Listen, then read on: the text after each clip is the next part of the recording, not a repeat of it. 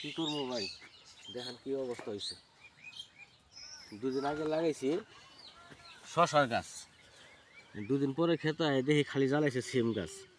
এই যে দেখেন সিম গাছ, এই যে সিম গাছ, এই যে সিম গাছ লাগাইছি, শশা গাছ জ্বালাইছে সিম গাছ। এটা কি মানে নেওয়ান যা?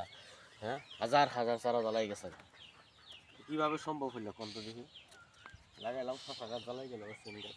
সারাটা খেতে মধ্যে আমার একই অবস্থা, খালি সিম গাছই জ্বালাইছে। দেখছেন আপনারা অবস্থাটা, সারাটা খেতে মধ্যে খালি সিম গাছ জ্বালাইছে। এই কি ডিলারের দোষ নাকি বিষের দোষ না কিসের দোষ আমি খবর পাইতেছেন না, আমার কপালের দোষ। দেখেন একবার তাজা সিম গাছগুলো জ্বালাইছে। আমি কিন্তু লাগাইছি শশা গাছ, সারা ক্ষেতেই শশা লাগাইছি, সারা ক্ষেতেই সিম গাছ জ্বালাইছে। দেখেন তো অবস্থাটা, এটি মিশা কথা হাসা কথা। এই যে দেখেন অবস্থা, দেখেন সারা ক্ষেতেই শশা সিম গাছের অভাব নেই। এদিকে মানে নেওয়া যায়, এটা কীভাবে সম্ভব?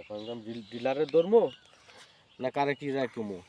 ডিলারের তো মাথা খারাপ হয়ে যাবো গা। কারণ আমি তো সিমের বেশি বেচা নাই, ঠিকই তো আমার কাছে সিমের বেশি বেচা নাই, কিন্তু ভাই সিমের গাছ জ্বালাই বেরিয়ে গেছে ভাই।